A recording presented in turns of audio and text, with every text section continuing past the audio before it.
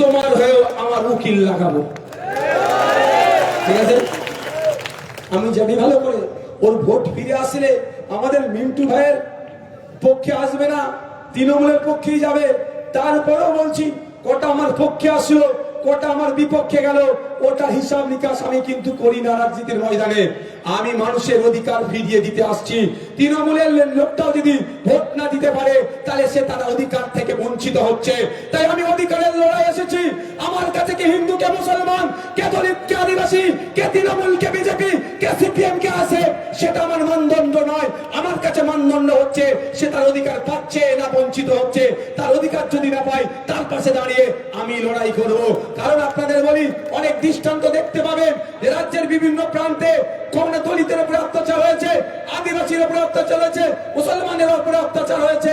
অন্য কোন দল না পৌঁছালেও ইন্ডিয়ান সেকুলার ফ্রন্ট খামচিহ্ন নেতৃত্ব দিয়ে আমি সেখানে পৌঁছেছি, তাদের পাশে থেকেছি। অত্যাচার থেকে কিভাবে তাদেরকে উদ্ধার করা যায় তার সমস্ত দায়িত্ব কাঁধে তুলে নিয়েছি। তাই বন্ধুগণ, অনুরোধ এতটুকুই, ভোট আসবে যাবে, ভোটের জন্য মারামারিতে জড়াবেন না। ভোটের জন্য মারামারিতে জড়াবেন না। 1,21,000 টাকা মাইনে পায়, ফোন খরচ 5,000 টাকা মাসে পাই আমি, জানেন? তাহলে আমি মাসে 5,000 টাকা ফোন খরচ পাবো, যেখানে 1 বছরের আনলিমিটেড প্যাক 4200 টাকা, শুধু 5,000 টাকা মাসে আমাকে দেয় সরকার আপনাদের ট্যাক্সের টাকা থেকে। নওশাদ ভাইজানকে এমএলএ করার জন্য আপনি মারপিট করবেন কেন? চর্বি তাহলে আপনার কম নয় ভাই। আমার ভাষাটা যদি খারাপ হয়, আমার ক্ষমা নজরে দেখবেন, আমি অনুরোধ খাই। হ্যাঁ, ভালো লাগবে, ভোট দেবে, কিন্তু ভোটের জন্য কাউকে গলা টিপে ধরতে হবে, মারামারি বলতে আমি কি বলছি, হিংসা ছড়াবেন না, কারো ফাঁদে পা দেবেন না। কিন্তু আপনার অধিকার রক্ষার জন্য আপনি ঘরে বসে থাকলে অধিকার পাবেন না, এটা বলে রাখছি। গণতান্ত্রিক প্রক্রিয়ায় অধিকার লড়াইয়ের জন্য, গণতন্ত্র যদি কোনো জায়গায় ভুলণ্ডিত হয়, গণতন্ত্র কোনো জায়গায় যদি আক্রান্ত হয়, গণতন্ত্রকে রক্ষা করার জন্য গণতান্ত্রিক প্রক্রিয়ায় তার ট্রিটমেন্টও করতে হবে। এখানে অনেক কথা বলবে, ভোট দেবেন আপনি, বলছে ক্যামেরা নাকি লাগিয়ে রাখবে, অত সহজ। এটা 2021 নয়, এটা 2026। বামেদের সাথেও জোটটা একদম কংক্রিট হয়েছে। এখানে সিংহ চিহ্ন আর এখানে নাই, একটাই চিহ্ন এখানে ভাঙড়ের মানুষের খাম চিহ্ন। আর একজন বর্ষিয়ান নেতাকে আমরা টিকিট দিয়েছি, মফিজুল ভাইকে। তারও যথেষ্ট রাজনৈতিক জ্ঞান আছে। যে বুথের লাইন হবে না, তো ক্যামেরা কোথায় আছে, প্রতি 30 জন 40 জন ছাড়া ছাড়া কখনো বামেদের লোক যাবে, কখনো আইএসএফ এর লোক যাবে। আমাদেরকেও তো ভোটটা দিতে হবে ভাই। 30 জন 40 জন ছাড়া ছাড়া লাইনে আমরা লোক রাখবো। যদি দেখি ভোট দিতে গিয়ে ক্যামেরা আপনার ইভিএম মেশিনের দিকে আছে, সেই ক্যামেরা ওখানে থাকবে না অফিসারের কাছে যাবে, না অফিসারকে কি করতে হবে সেটা আমরা ভালো করে জানি, সব প্ল্যান করে রেখে দিয়েছি। দ্বিতীয় কথা, এই মিথ্যাচার করতে পারে কি বলুন তো, যে খাম চিহ্নে হাতর লাগিয়ে রেখে দিয়েছি, তুমি ভোট দিয়ে আসো, তোমার হাতটা আমি শুকবো, এও করতে পারে ভাই, বলে দিচ্ছি। এরা পারে না এমন কোন জিনিস নাই।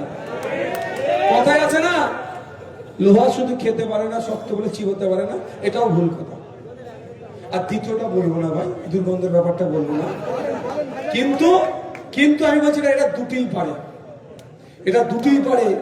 এই যে তিলোত্তমাকে খুন করলো, পানিহাটি নেমে আমার আপনার বাড়ির তিলোত্তমা, কি হয়েছিল, দুর্নীতি করেছিল, বছরে প্রায় 22 কোটি টাকার বর্জ্য চুরি করত।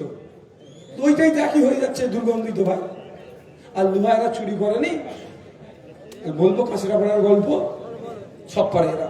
যাক, এরা কি বলতে পারে যে আতর দিয়ে রাখতে পারি ইভিএম মেশিনে, ওই প্রতি 40 জন পরে পরে 30 জন পরে পরে হয়তো আমার এই মা গেল ভোটটা দিতে, আমার ওই বোনটা গেল 30 জন পরে, আমাদের রবিউল গেল, আমাদের জামিল ভাই গেল, বা যেই গেল, গিয়ে যদি দেখে কোন সুইচে আতর আছে, বাকি সুইচ গুলো তাহলে কি আমরা দুর্গন্ধ ছড়াবো?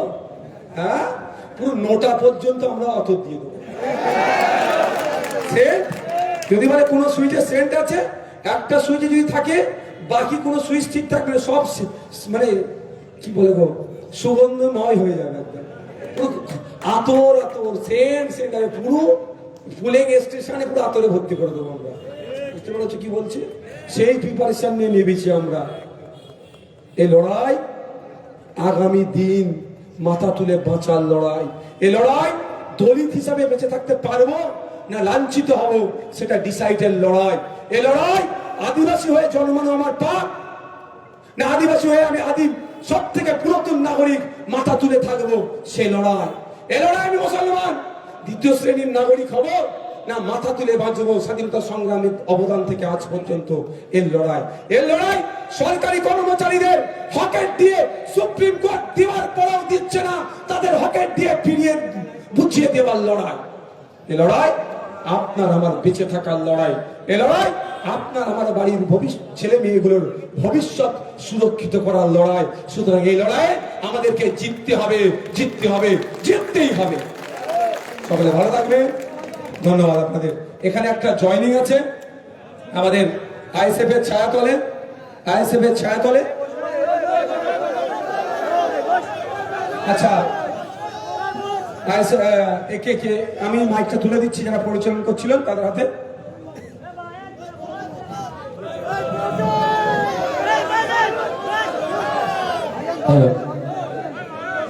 একটু আগে আপনাদেরকে বলছিলাম যে আমরা একটি সারপ্রাইজ প্যাকেট রেখেছি, আর সেই সারপ্রাইজ প্যাকেট হচ্ছে 84 গ্রাম পঞ্চায়েতের এক্স প্রধান এবং বর্তমান সঞ্চালিকা পারভিন সুলতানা আজকে আমাদের দলে তিনি জয়েন করছেন। আইএসএফ আইএসএফ আইএসএফ জিন্দাবাদ, নশাদ ভাজা জিন্দাবাদ, আমাদের সংগ্রাম, নশাদ ভাইয়ের সংগ্রাম। আপনি দু এক কথা বলুন। ধন্যবাদ জানাই আমার সঞ্চালক ভাইকে, মঞ্চে উপবিষ্ট আমাদের সকলের প্রাণ প্রিয় নওশাদ ভাইজান, ওনাকে আমি আমার অন্তরের অন্তঃস্থল থেকে ভালোবাসা, শ্রদ্ধা এবং আগামী দিনের সংগ্রামী সাথী এই বাংলার সেই আশা আকাঙ্ক্ষা রেখে ধন্যবাদ জানিয়ে পাশাপাশি আছেন আমাদের দেগঙ্গার মণিকোঠায় আরেকজন বীর সৈনিক যার নাম মফিজুল হক শাহজি, যাকে আমরা মিন্টু দা বলে চিনি। ওনাকে আমি আমার আগামী 26-এর 29 তারিখের নির্বাচনী সংগ্রামী অভিনন্দন জানিয়ে আমি দু চারটে কথা বলবো। আজকে মঞ্চে যে সকল নেতৃত্ব আছে সকলকে ধন্যবাদ জানানোর পাশাপাশি যে সকল ভাইয়েরা আমার সম্মুখে আপনারা বসে আছেন, যারা আজকে চেয়ারটা মঞ্চে আমাদের করে দিয়েছেন, যারা হচ্ছে একটি ভিত স্থাপন করতে গেলে আইএসএফ এর সেই টাটা টিসকন রড আমি মনে করি, তাদের সকলকে আমি আমার অন্তরের অন্তঃস্থল থেকে ভালোবাসা, শ্রদ্ধা, সালাম জানিয়ে দু চারটে কথা বলবো। দেগঙ্গা এতদিনে ঘুমিয়েছিল, বুঝতে পারিনি তৃণমূল কি, আমাদেরকে সাম্প্রদায়িক সুশ্রুড়ি দিয়ে ভোটটাকে নিয়ে নিত। আজ দেগঙ্গা জেগেছে, আপনারা দেখেছেন সিংহ ঘুমিয়ে থাকে। আজই সকালে বলছিলাম সিংহ যখন ঘুমিয়ে থাকে, হায়নার দল, কুকুরের দল, শিয়ালের দল মনে করে লাশ পড়ে গেছে, লাশ ধরে টানে, কেউ ঠ্যাং ধরে টানে, কেউ মাথায় সুড়সুড়ি দেয়। আর সিংহর যখন ঘুম ভাঙে ভাই, তখন একে লাজের ঝাপটায় না, কোথায় কে পড়ে থাকে কোনো খেয়াল নাই। তারপরে বাদ রইল সিংহর হুঙ্কার। সিংহ যখন হুঙ্কার দেয়, সিংহ যখন হুঙ্কার দেয়, তখন কে খানায়, কে বাগানে, কে কোথায় নদীতে পড়ে যায়, কাউকে খুঁজে পাওয়া যায় না, কারণ বনের রাজা সিংহ। তাই আপনারা মনে রাখবেন, নওশাদ ভাইজানের প্রত্যেকটা সৈনিক সেই সিংহের জাতি। আমরা বীর, আমরা যোদ্ধা, আমরা কাউকে ভয় পাই না। আমি আমার বক্তব্য দীর্ঘায়ু করব না, কারণ আমার ভাইজানকে বসিয়ে রেখে আমি তার সময় নষ্ট করব না। শুধু একটা কথা বলবো, আপনারা আপনাদের বুথকে পাহারা দেবেন, কারণ মনে রাখবেন ওরা দুর্নীতিবাজ, ওরা লুণ্ঠ করতে এসছে। যদি গণতন্ত্রকে রক্ষা করতে হয়, এবার ভোট হবে না, কিন্তু এবার হবে লুট। আর ওকে যদি আমরা, আমাদের প্রতিপক্ষকে যদি আমরা বসাই দেগঙ্গার মসনদে, তাহলে দেগঙ্গাতে আর কখনোই গণতন্ত্র প্রতিষ্ঠা হবে না। গণতন্ত্র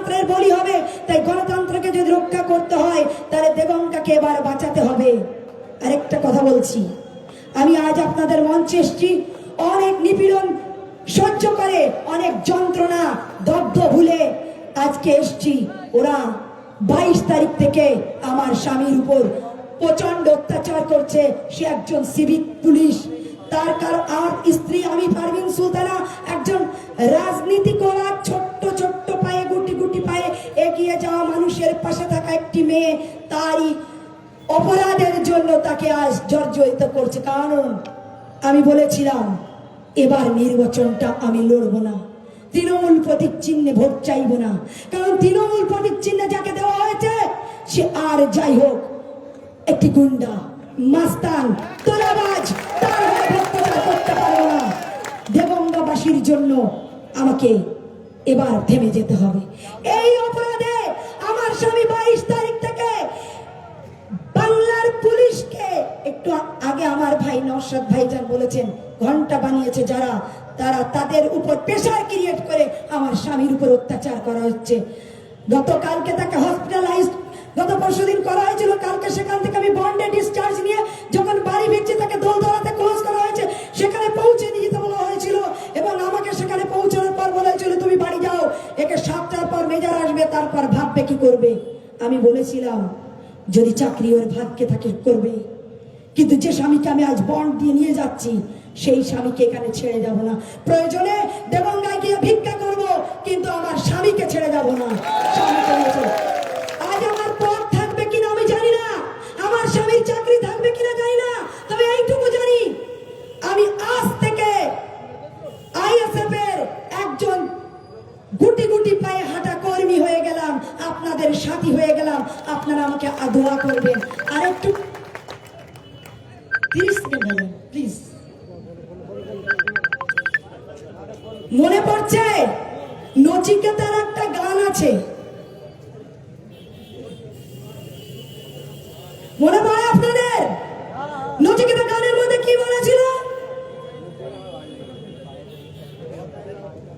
বলছিল, লাস্ট লাইনটা বলি কারণ সময়টা অনেকটা কম। তিনি বলেছিলেন যাই তুমি নাচছো কেন?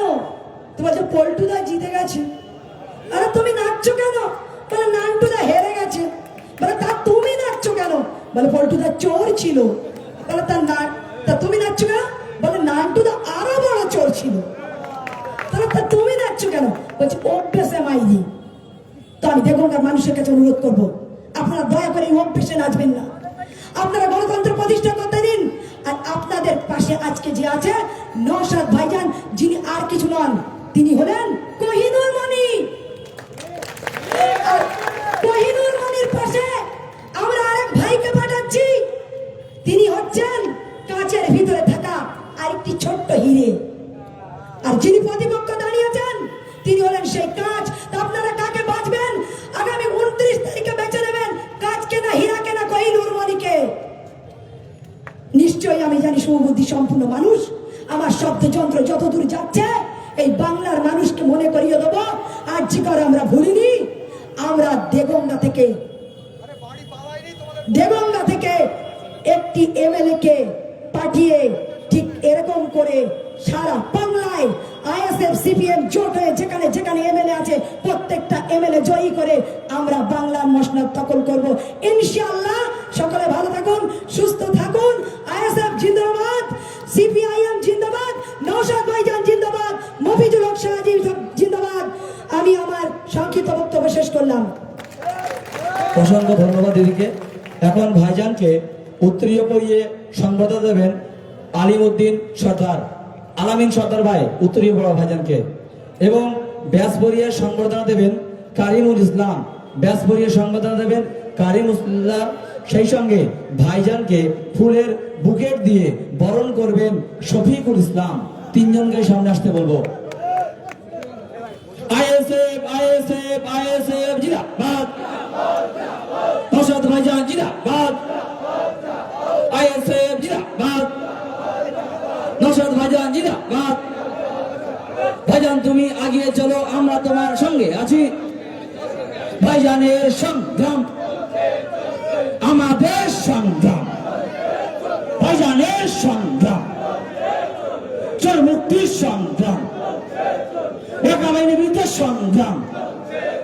দেখুন